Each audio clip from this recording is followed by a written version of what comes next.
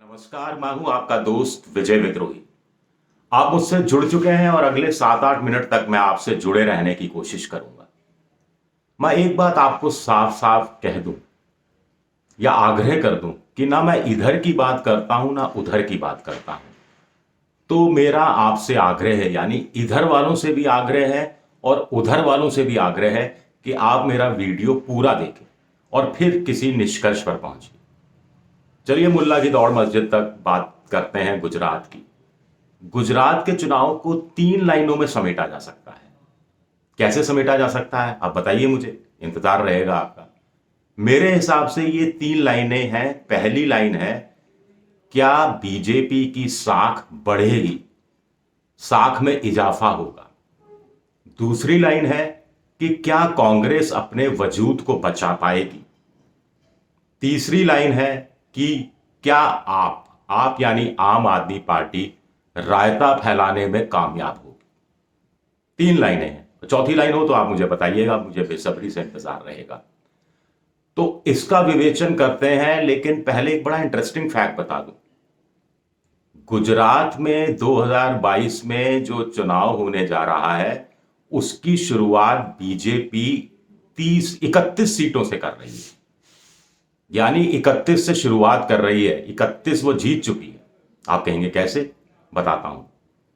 कांग्रेस 15 सीटों पर और छोटू भाई असावा 1 सीट पर यहां से शुरुआत कर रहे हैं। दिलचस्प आंकड़ा है। आंकड़ा यह है कि 1998 से लेकर अब तक, यानी पिछले 24 साल में गुजरात की 182 विधानसभा सीटों में से 47 सीटें ऐसी हैं जहां के मतदाता ने वफादारी दिखाई है। यानी जिसको जिताते आए उसी को जिताते आए, चाहे कुछ भी दौर आ गया हो, चाहे कुछ भी ऊपर नीचे हो गया हो, लेकिन उसी को वो जिताते आए।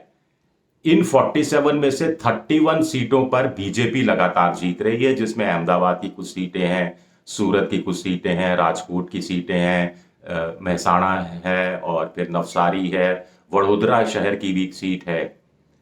तो 31 सीटें ऐसी हैं।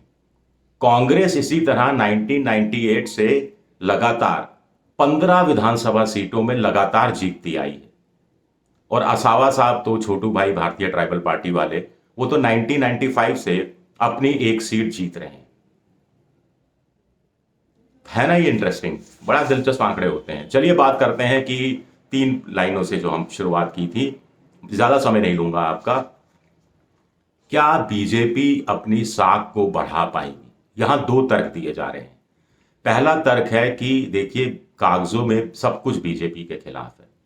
महंगाई है, बेरोजगारी है, 27 साल की एंटी इनकम्बेंसी है, 8 साल की मोदी सरकार की, केंद्र सरकार की एंटी इनकम्बेंसी है, 19-20 निर्दलीय बागी विधायक खड़े हो गए हैं, 18-20 अन्य सीटों पर भी बगावत है, खेमेबाजी है, धड़ेबाजी है, फैटीक फैक्टर है, लोग ऊब गए हैं, 55 लाख नया वोटर है, फर्स्ट टाइम वोटर है, जिसमें से 11-12 लाख तो पहली बार वोट देगा।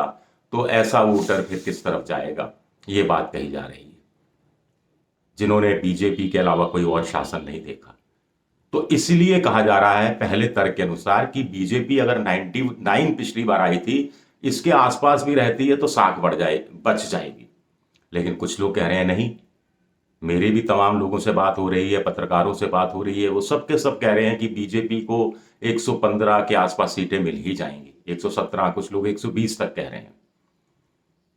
तो ऐसे में प्रधानमंत्री नरेंद्र मोदी के लगातार दौरे, 30-35 रैलियां कर चुके हैं, करीब 50 रैलियां पूरी करेंगे।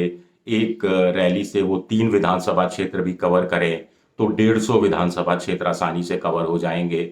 और फिर कॉरपोरेट बॉम्बिंग, फिर 2 लाख करोड़ का प्रोजेक्ट, यानी 1.5 लाख का वेदांता वाला प्रोजेक्ट महाराष्ट्र से लाकर गुजरात में देना, और फिर अपना चुनावी घोषणा पत्र में भी रेवड़ी से लेकर रबड़ी बांटने की कोशिश करना, मंत्रिमंडल को बदल देना, मुख्यमंत्री को बदल देना, और राष्ट्रवाद जैसे मुद्दे, दंगों की याद अमित शाह की तरफ से दिलाना। तो ये सब चीजें क्या साबित करती हैं?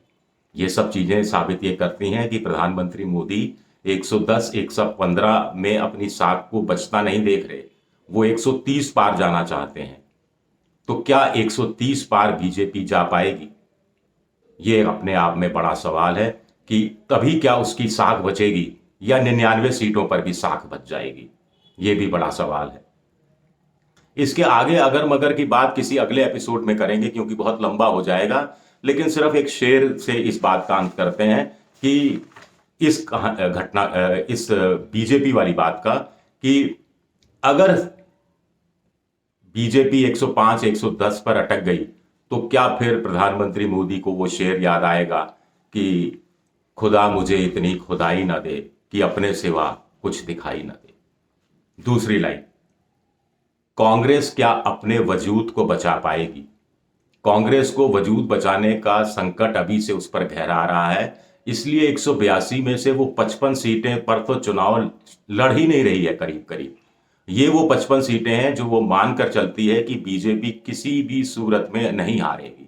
तो वहां दिमाग खपाने से, पैसा खपाने से, मेहनत खपाने से क्या फायदा? बची 127 सीटें, जिसमें से कांग्रेस ने पिछली बार 55 सीटें जीती थी, अर्ध शहरी इलाकों की सीटें।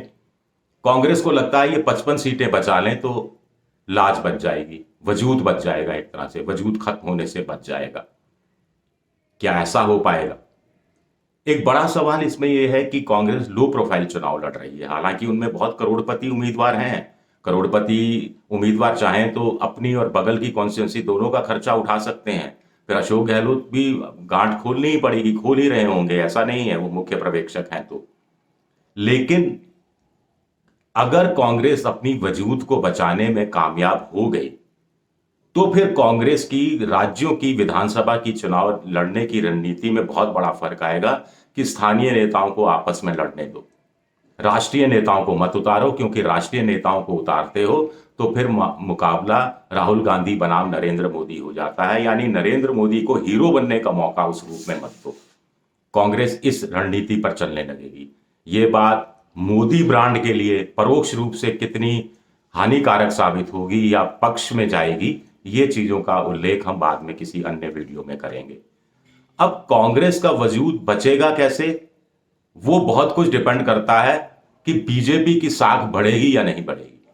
अगर बीजेपी की साख बढ़ी, अगर बीजेपी 130 पर आई तो कांग्रेस 40 पर आ जाएगी या 40 से भी नीचे हो सकता है सिमट जाए, ये सूरत है। तो फिर अगर यही कहानी रही तो फिर कांग्रेस को भी एक शेर याद आएगा, गिराना ही था तो 100 मकाम थे।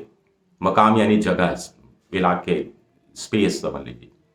गिराना ही था तो 100 मकाम थे, ये क्या किया नजरों से गिरा दिया, ये क्या किया नजरों से गिरा दिया। अंत में बात आम आदमी पार्टी की। इस पर गालिब का शेर याद आता है कि हमें मालूम है जन्नत की हकीकत, लेकिन दिल के बहलाने को गालिब ये ख्याल अच्छा है। ना ना ना, आम आदमी पार्टी के जो समर्थक है वो नाराज ना हो इस पे, मैं ऑफेंड नहीं कर रहा किसी को, लेकिन केजरीवाल भी अच्छी तरह जानते हैं कि वो अपनी उपस्थिति दर्ज करा रहे हैं। उनको राष्ट्रीय पार्टी का दर्जा चाहिए, इसलिए 6% कम से कम वोट चाहिए गुजरात में। बाकी 3 राज्यों में उनको मिल चुका, गोवा में मिल गया, पंजाब में मिल गया, दिल्ली में मिल गया, अब चौथे राज्य में मिल जाएगा तो राष्ट्रीय पार्टी का दर्जा मिल जाएगा। और ऐसे में अगर उनको 10 12 13% भी वोट मिलता है तो उसको वो 5 साल तक मेहनत करके बढ़ा सकेंगे। इतना उसमें उनमें वो ताकत रखते हैं, इतनी क्षमता रखते हैं। वो कांग्रेस की तरह नहीं कि 77 सीटें आई तो पूरा जोर लगाना चाहिए था 77 से 92 पहुंचने का, लेकिन वो थक गए, उन्होंने मेहनत नहीं की 5 साल। तो आम आदमी पार्टी इसी रूप में चल रही है। हालांकि उसने भी अपने आप को थोड़ा समेटना शुरू किया है आखिरी कुछ दिनों में, और ये अच्छी रणनीति का भी सिलसिला हो सकता है कि हर जगह से वोट पाने से अच्छा है कुछ जगह सीटें निकालने की कोशिश की जाए।